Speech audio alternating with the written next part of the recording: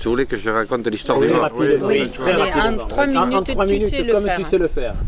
Bon, je vais le faire comme je l'ai fait pour relater mon accident du nez et de l'arcade sourcilière. Non mais ça sera la prochaine fois, tu nous racontes. Oui, non, mais Commence par le mort. Commence par l'enterrement à Lourdios. 3 jours après mon élection à la tête de la commune de Lourdios-Icher, élection qui était quand même venue dans la douleur, puisqu'il y avait 2 listes qui s'opposaient brutalement, la campagne n'avait pas été très facile, fus élu maire, parce que le maire c'est 8 jours après le conseil municipal. Et 3 jours après cette élection, premier acte officiel, l'enterrement d'un ancien adjoint. Le samedi qui suivait, deuxième acte officiel, le mariage de ma soeur, ce qui ne me rajeunit pas parce qu'il y a 24 ans qu'elle est mariée. Enfin, j'étais un peu tremblant en me rendant à cet enterrement.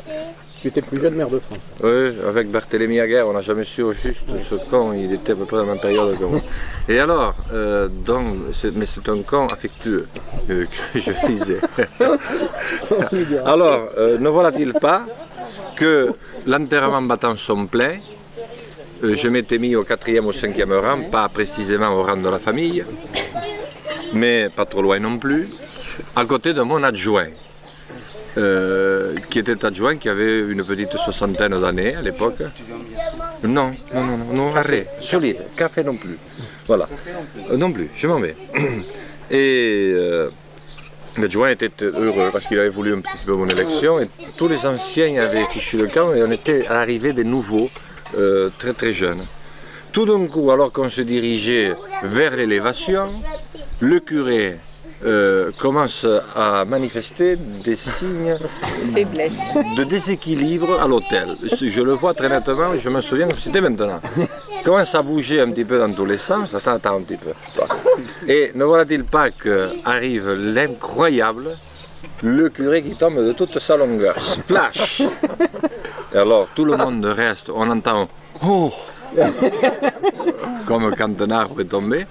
Et tout le monde reste là complètement interloqué. Qu'est-ce qu'il faut faire quand un curé s'effondre à la tribune pendant l'enterrement?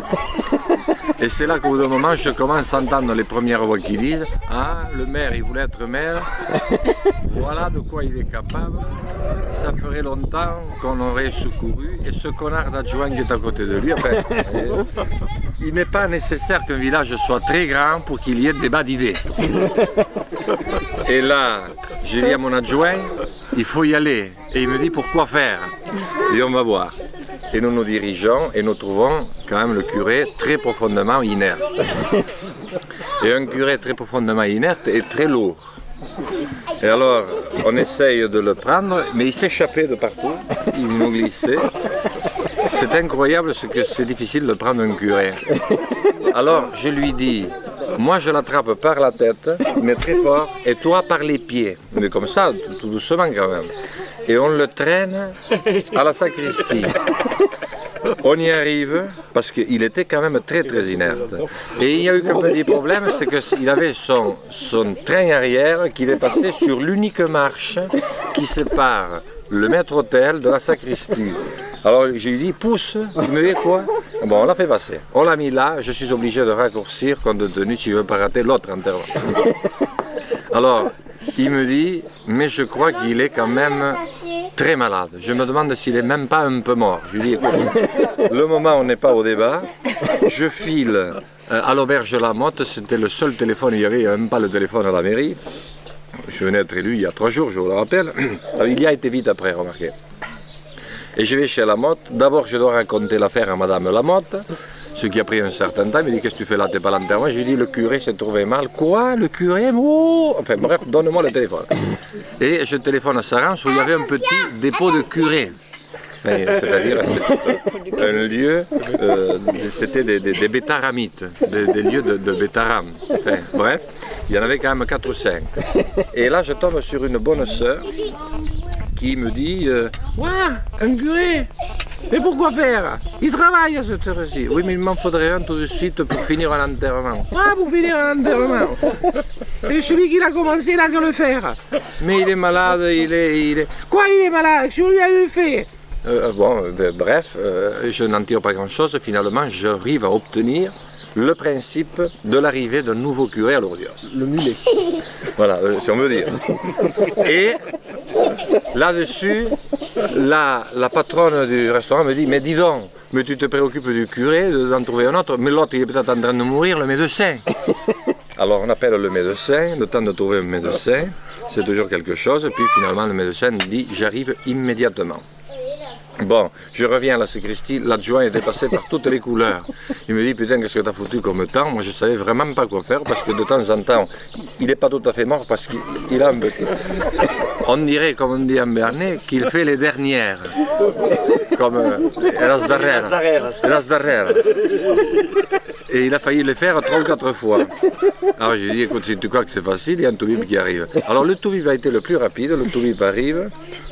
Alors il allait traverser toute l'église, je dis surtout pas, et du coup ça m'a donné l'idée de faire une bande-annonce à l'office.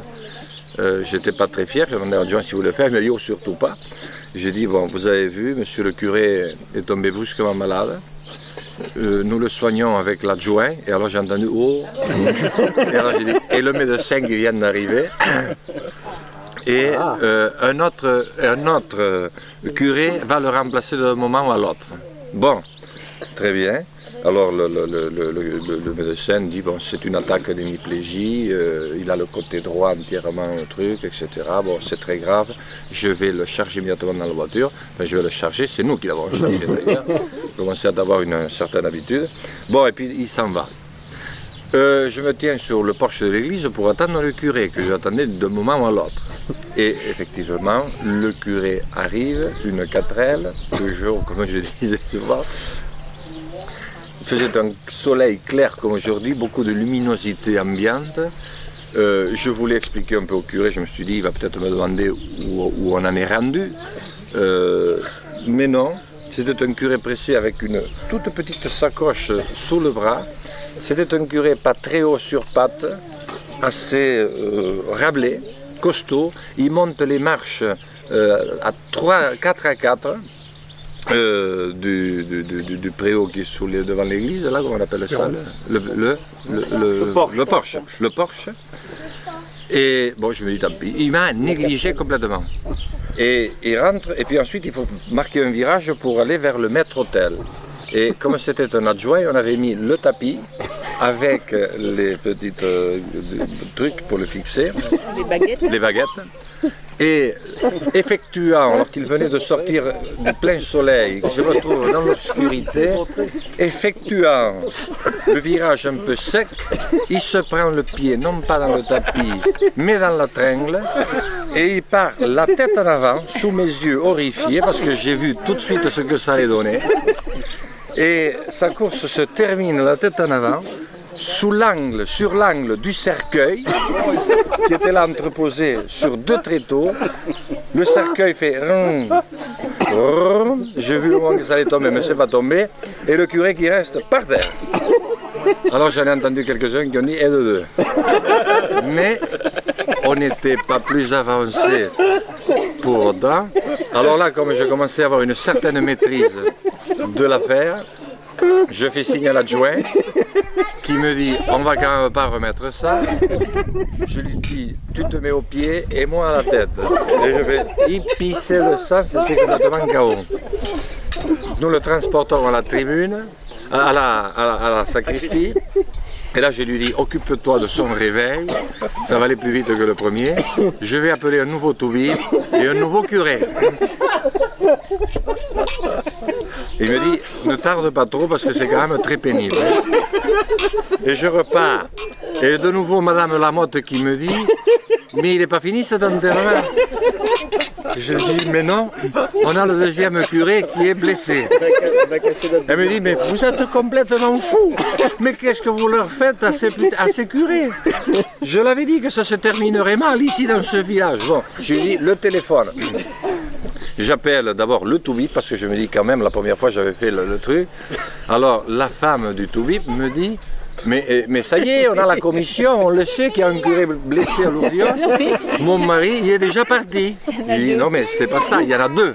Ah ben écoutez, j'ai qu'un mari médecin, il peut quand même pas soigner tous les curés. Mais qu'est-ce que vous leur faites aux curés? Et puis finalement, elle m'indique un autre médecin qui allait arriver promptement. Je lui dis, il peut arriver avec du matériel à coudre. Et puis, je rappelle Sarance, la même bonne sœur. Oh quoi, Lourdios, c'est pour l'enterrement. Quoi? Mais vous ne l'avez pas enterré encore ce mort? Mais on vous en a envoyé un curé. Et oui, mais lui aussi, il est malade. Mais qu'est-ce que vous leur faites donc au curé? Alors elle était dans tous les états. Je lui ai dit, écoutez, peu importe, si vous pouviez en trouver un troisième. Elle dit, un troisième? Mais où je vais le trouver? Écoutez, ce sera le dernier qu'on vous envoie. Et alors, finalement, moi, j'ai réussi à obtenir un troisième curé. Alors là, je vais à l'église. Et puis je me dis, là il faut que je trouve deux mots et que je les aligne correctement. La famille au premier rang, parce que ça faisait quand même 1h03 que l'enterrement avait démarré. Je dis, bon, vous avez vu ce qui se produit, nous avons des événements qui nous dépassent. Si certains d'entre vous veulent sortir un moment, ils le peuvent. Dès que vous verrez arriver monsieur le curé, vous rentrerez. Un nouveau curé arrive. Bon. Et il m'a semblé entendre au milieu des sanglots quelques éclats de rire confondus, lesquels peuvent très bien se marier d'ailleurs en certaines circonstances. Et je reste sur le pas de la porte, beaucoup de gens sont sortis, et là je vois arriver un curé beaucoup plus calme, qui vient vers moi et me dit, c'est vous monsieur le maire? Dites donc, c'est un enterrement musclé que vous avez. Alors j'ai dit, écoutez monsieur le curé, je vous en prie, aucun risque inutile. Rien. Où en sont arrivés les deux premiers? Mais le premier était arrivé à l'élévation, le second il n'a rien pu faire. Bon, alors allez droit au but, et si vous pouviez finir par mettre ce mort en terre, je vous assure que nous vous en serions éternellement reconnaissants. Mais faites gaffe, et jamais 200 droits. Il me dit, être prudent. D'ailleurs il l'a été, ça n'a pas traîné. Mais bien qu'il n'ait pas traîné, au moment où on l'enterrait, il y avait quand même tous ceux qui étaient partis à l'auberge, quand même se raconter quand même toute cette histoire et faire le point, récapituler la situation, qui fait que les premiers chants nous arrivaient, le Aqueros Montañas de au départ, ou même quelques autres, nous arrivaient au cimetière, tandis qu'on portait en terre l'ancien adjoint de Lourdios. Et ce jour-là, je me suis dit que tout était très relatif.